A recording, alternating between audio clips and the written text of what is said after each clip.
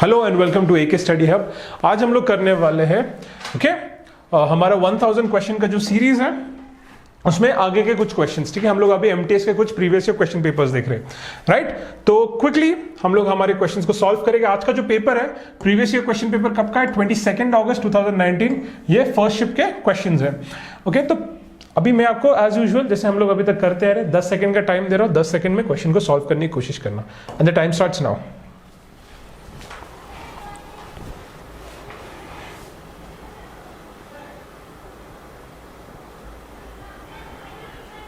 Okay, so क्या है? The recent lawsuit dash put the firm in a tight spot. Has, is, have या are. ठीक है, क्या हुआ है? तो यहां पे आंसर आएगा it has. Okay, the recent lawsuit has put the firm in a tight spot. अगर आपने हैज को मार्क किया है तो डेफिनेटली आपका आंसर सही है। इज नहीं होगा, हैव भी नहीं होगा, आर भी नहीं होगा। ठीक है, नेक्स्ट हम लोग देखिए क्विकली। यस,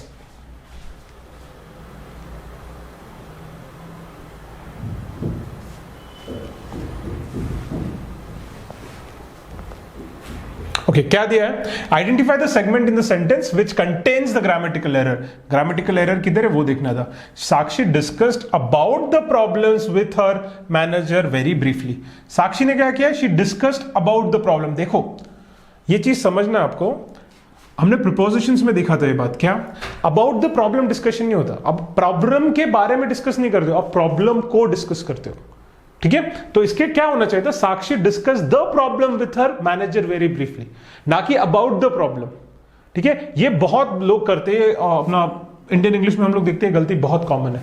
और ठीक है, एग्जामिनर ये गलती को पकड़ने के लिए ऐसे क्वेश्चन डालता है। तो it should B Sakshi discuss the problem with the manager. तो गलती किधर है? अबाउट द प्रॉब्लम में दिस, क्योंकि प्रॉब्लम को नहीं डिस्कस किया जा रहा है। प्रॉब्लम बेसिकली प्रॉब्लम के बारे में डिस्कशन है, राइट। ये चीज को समझो। डिस्कशन क्या? It is Sakshi discuss the problem and not about the problem. ये चीज को समझना जरूरी, राइट। नेक्स्ट देखिए क्विकली हम लोग। यस,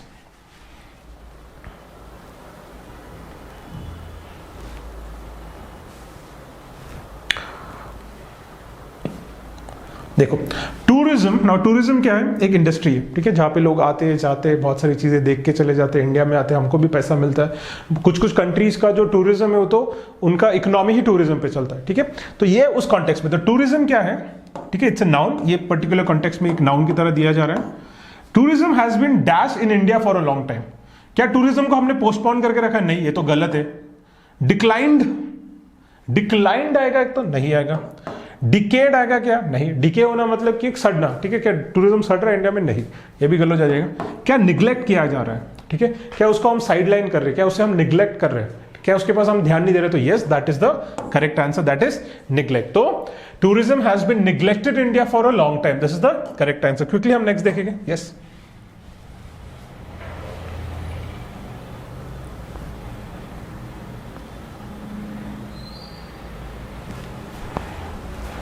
ओके, देखो क्या दिया है। मैंने हमेशा बोला है कि जब भी सिनोनिम एंटोनिम के क्वेश्चंस हो तो पहले मार्क कर लो। ठीक है, बुक में यार दिमाग में मार्क कर लो, क्योंकि अभी तो कंप्यूटर पे पेपर्स है। देख लेना कि एंटोनिम है। ठीक है, इसमें गलती ना करो। ठीक है, तो एंटोनिम किसका? स्लैंडर का। स्लैंडर करना मतलब क्या? किसी और की बदनामी करना। ठीक है, उसके बारे में बुरा भला कहना जो उसने किया भी नहीं होगा, तो उसे हम लोग कहते हैं स्लैंडर करना। ओके, तो स्लैंडर का हमको ऑपोजिट वर्ड पूछा, एंटोनिम पूछा है। तो क्या अपील होगा? क्या नहीं, अपील नहीं होगा। ठीक है, अपील मतलब आप लोअर कोर्ट से हायर कोर्ट में अपील करते हो, अपनी दरखास्त लेके जाते हो, दैट इज अपील। तो अपील यहाँ पे नहीं होगा। मलिंग होगा तो मलिंग करना मतलब इसका सिनोनिम हो गया। ठीक है, इसका सिनोनिम एंटोनिम नहीं। एडमायर होगा क्या? Yes, admire is the correct word. ठीक है, अगर आप किसी के इमेज स्लैंडर कर रहे हो मतलब उसके बारे में बुरा कह रहे हो। अगर आप एडमायर कर रहे हो मतलब उसके बारे में अच्छा कह रहे हो। ठीक है, डिफेम करना होगा तो डिफेम भी इसका क्या हो जाता है? सिनोनिम हो जाता है, ना कि एंटोनिम। ओके, क्विकली हम लोग नेक्स्ट देखेंगे।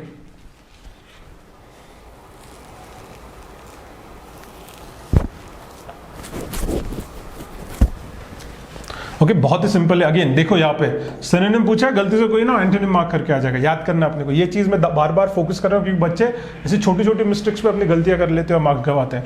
देखो, मॉक करना सिनोनिम पूछा है। चीयर करना होता है, चीयर मतलब किसी को प्रेस करना नहीं होगा। टॉन्ट करना मतलब चिढ़ाना। मॉक करना मतलब ही चिढ़ाना होता है, तो taunt is the correct, because हमको सिनोनिम पूछा तो this is the correct word.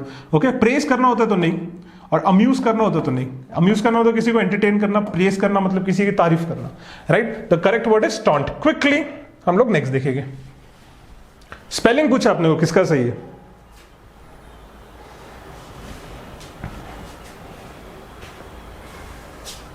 रिपंजेंस, रिपंजेंस ये करेक्ट स्पेलिंग है, रिपंजेंस, PUNGNC। मतलब क्या होता है? किसी की घृणा करना, ठीक है, किसी के बारे में बहुत बुरा ख्याल है, घृणा करना जिसे हम करते हैं, दैट इज रिपंजेंस। तो ए आता है, ई नहीं आएगा यहाँ पे, ठीक है, RUPGANGNANCE, okay, that is the correct spelling. Quickly next देखेंगे हम लोग।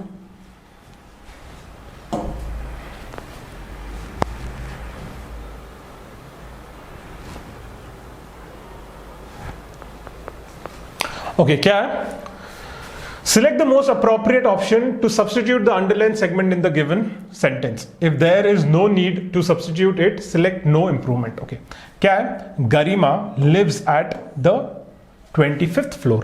अभी ये फ्लोर के ऊपर हमने देखा है, जब भी हम फ्लोर के ऊपर बात करते हैं ना, फ्लोर के ऊपर, ठीक है, first floor, second floor, third floor, तो हमने देखा था प्रीपोजिशन में at नहीं आता है, प्रीपोजिशन आता है on. तो she lives on the 25th floor. तो प्रीपोजिशन यहां पे जब भी फ्लोर की बात आती है, हमने देखा था, तो वहां पे ऑन आना चाहिए, राइट? तो क्विकली हम लोग नेक्स्ट पे जाएंगे। अगर आपने सी मार्क किया तो करेक्ट है, राइट? नेक्स्ट।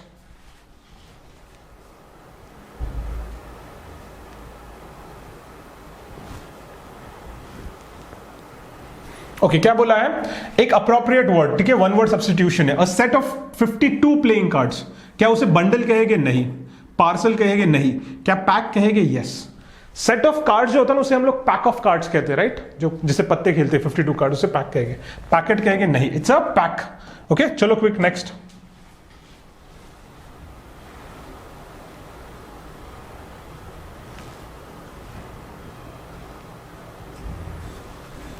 देखो, शॉट इन द डार्क, इसका हमको अप्रोप्रिएट मीनिंग पूछा है, ये इडियम का। शॉट इन द डार्क मतलब होता है अंधेरे में तीर मारना। अभी अंधेरे में तीर मारना, शॉट इन द डार्क मतलब क्या होता है कि गेस करना, वाइल्ड गेस।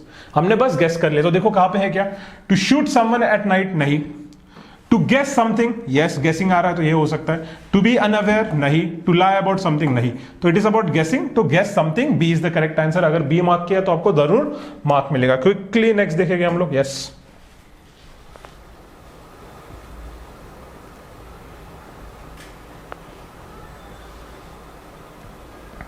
ओके, ये हमारे टेंसेस का क्वेश्चन है। ग्रामेटिकल एरर स्पॉट करने का। Rakesh was studied when his friends called him. क्या लिखा है? Rakesh was studied.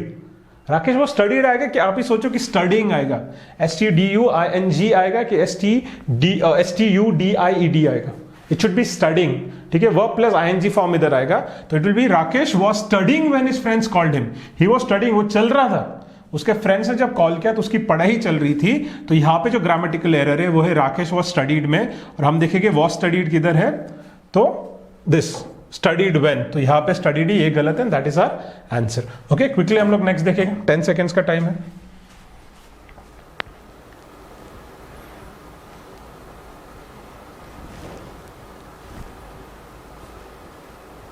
ओके, देखो, the teacher expected the students had finishing the project on time. Teacher ने एक्सपेक्ट किया था the students had finishing the project on time.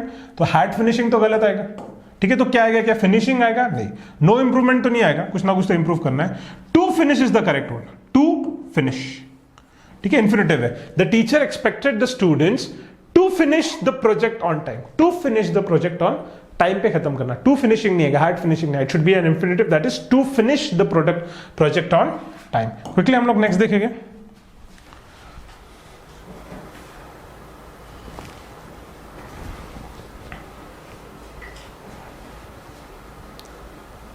Okay, देखो क्या idiom है, feel a bit under the weather. अगर under the weather कोई feel कर रहा है, अगर कोई बोल रहा है feeling a bit under the weather, that I am feeling a bit under the weather, इसका मतलब क्या होता है? इसका मतलब होता है कि मैं बीमार हूं। इसी का मतलब होगा बी, टू फील सिक और अनहेल्दी।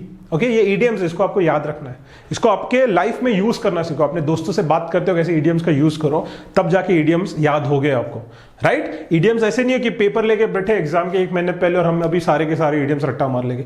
इडियम्स ऐसे याद नहीं रहते, बहुत सारे अलग अलग इडियम्स है।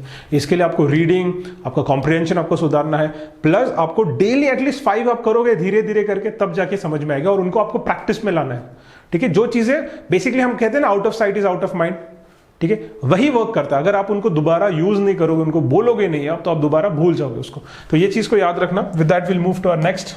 Yes, quickly.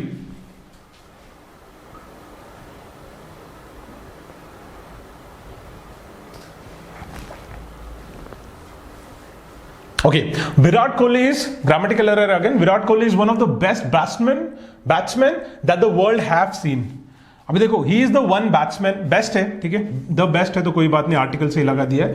That the world have seen आएगा, that the world has seen आएगा, ठीक है, यहाँ पे हैज सीन आएगा। हमारे वीडियोस में हमने आपको एक्सप्लेन किया कि हैव क्यों और हैज क्यों आना चाहिए, राइट? तो it should be has seen. तो Virat Kohli is one of the best batsman that the world has seen, और हैव गलत है तो यहाँ पे हम देखो लेंगे वर्ल्ड हैव सीन, तो this will be our answer, right? Quickly.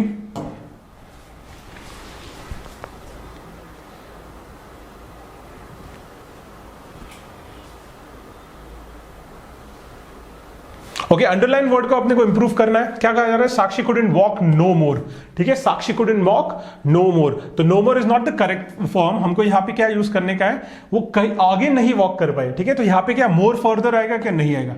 Any further is the correct word. She couldn't walk any further, तो कुडंट एक नेगेटिव है, एनी एक नेगेटिव है, तो ये दोनों नेगेटिव है, ठीक है। She couldn't walk any further, तो she couldn't walk no further ये गलत हो जाएगा, ठीक है, नो इज ऑलरेडी नेगेटिव, तो यहां पे आना चाहिए एनी फर्दर। हाँ, so answer will be Sakshi couldn't walk any further. Okay, तो no more is wrong, any further is the correct choice. Correct, quickly.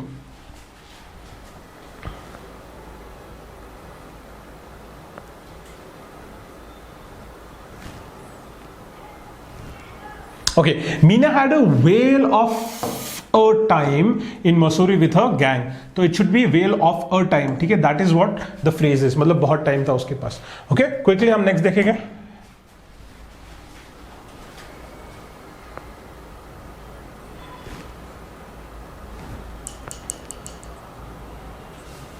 Okay, in the age of technology, sending letters by postal mail seems dash to me.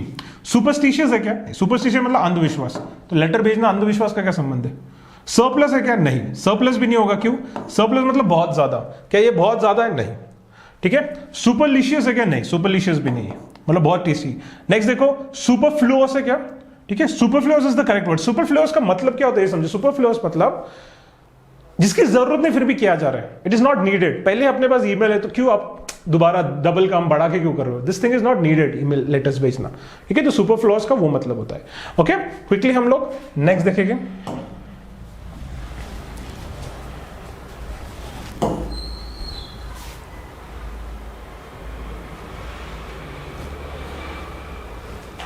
Okay, क्या दिया है? One में अपने को fill करने का, right? Scientists have found that rubber swimsuits actually have a dash degree of friction against water. They have the highest degree, they have a high degree, a higher degree और more high degree, ठीक है। तो इसमें क्या answer आने वाला है? Okay, तो यहां पे देखो आपको आर्टिकल दिया गया है ए। तो scientists have found that the rubber swimsuits actually have a high degree, ठीक है, of friction against water। तो यहां पे आंसर आएगा high degree of friction against, higher नहीं आएगा, मोर हाई नहीं आएगा, हाईएस्ट नहीं आएगा। They have a high degree of friction against water. Next, does working against the competitive dash, ठीक है, does working against the competitive dash. Quickly हम लोग देखेंगे।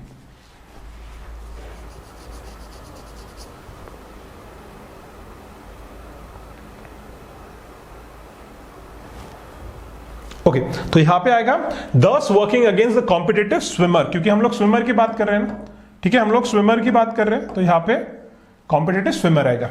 ओके, क्विकली हम लोग नेक्स्ट देखेंगे।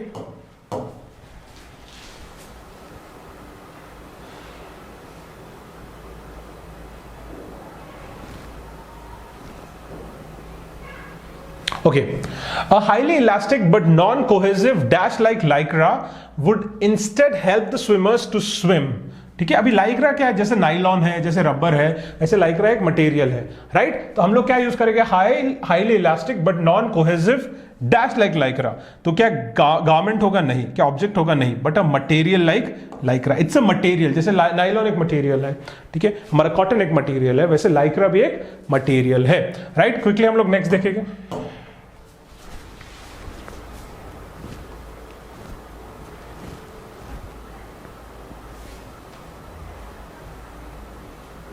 Okay, so a material like lycra would instead help the swimmer to swim faster आएगा, speedy आएगा, हेस्टी आएगा कि क्विक आएगा? तो यहां पे कंपैरिजन है, तो यहां पे we'll use faster. Okay, swim faster without any danger of the swim suit. पहले से ज्यादा फास्ट करके हम लोग यहां पे यूज कर रहे हैं faster. Okay, faster without any danger of the suit, soaking up the dash. Soaking up what? Soaking up what? देखो चलो क्विकली. सोक क्या होता है? सोकिंग अप क्या होगा? क्विकली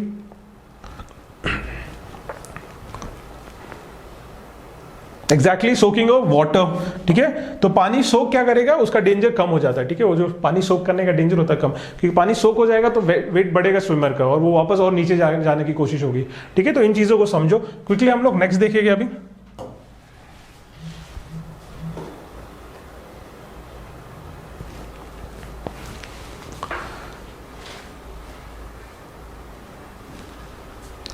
ओके, देखो, select the most appropriate synonym. Synonym पूछा है. ठीक है, ऑफ द वर्ड कंटेम्प्ट. ठीक है, क्या रिस्पेक्ट होता है कंटेम्प्ट का? ओके, नहीं. अप्रूव होगा? नहीं. परमिट होगा? नहीं. हेट्रेड होगा? यस. कंटेम्प्ट मतलब किसी के अगेंस्ट हेट्रेड होना, तो synonym is the synonym of contempt is hatred. ठीक है, क्विकली हम लोग नेक्स्ट देखेंगे.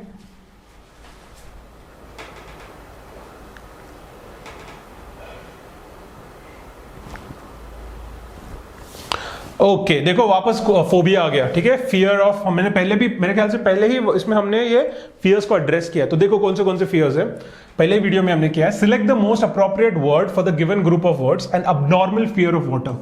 एकदम अबनॉर्मल फियर है वाटर का. तो पहले है कैकोफोबिया. कैकोफोबिया होता है अगलीनेस का फियर. किसका? अगली चीजों का फियर, जिसको हम लोग बोलते हैं कैकोफोबिया. तो ये तो नहीं होगा वाटर का. हाइड्रोफोबिया हो सकता है, क्योंकि हमें पता है कि हाइड्रो या हाइड्रा पानी के लिए भी हम लोग ये यूज करते हैं वर्ड. ठीक है, एल्गोफोबिया नहीं. एल्गोफोबिया मतलब दर्द, जैसे इंजेक्शन देने के बाद लोगों को दर्द आता है ना, दर्द का जो पेन होगा उसका दर्द. ठीक है, इंजेक्शन का बहुत लोग डर रहता है. बेसिकली पेन का जो दर्द होता है उसको हम लोग एल्गोफोबिया कहते हैं. और लास्ट है पायरोफोबिया. पायरो मतलब ये फायर के लिए यूज किया जाता है. पायरो किसके लिए यूज किया जाता है? फायर के लिए. तो ये फायर के जो फोबिया होता है हम लोग कहते हैं पायरोफोबिया. क्विकली हम लोग लास्ट देखेंगे हमारा आज का क्वेश्चन.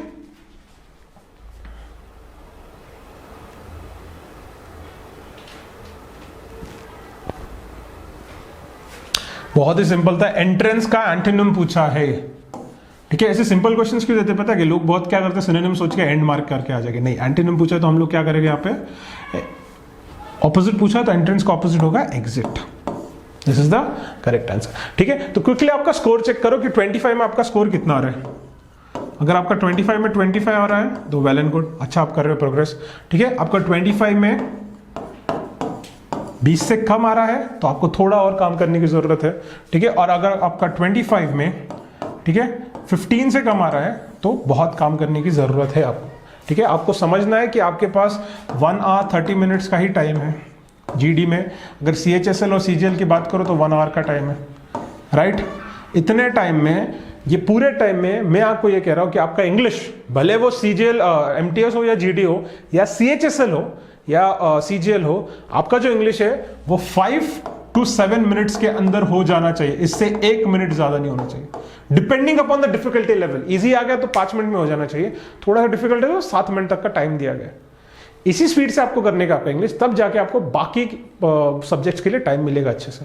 इंग्लिश में ज्यादा टाइम नहीं लगाना है, और कम से कम टाइम में इंग्लिश कैसा करना है उसके लिए हम लोग यहाँ पे we are going to help you. Quickly आप जाके पहले हमारे चैनल को सब्सक्राइब कीजिए. दूसरा, नीचे डिस्क्रिप्शन में हमने आपको हमारे टेलीग्राम चैनल का लिंक किया है, उसको प्लीज ज्वाइन कीजिए. And we are hoping to meet you soon. और हम लोग कल दोबारा मिलेंगे with our daily dose of vocab and more questions. Okay, thank you.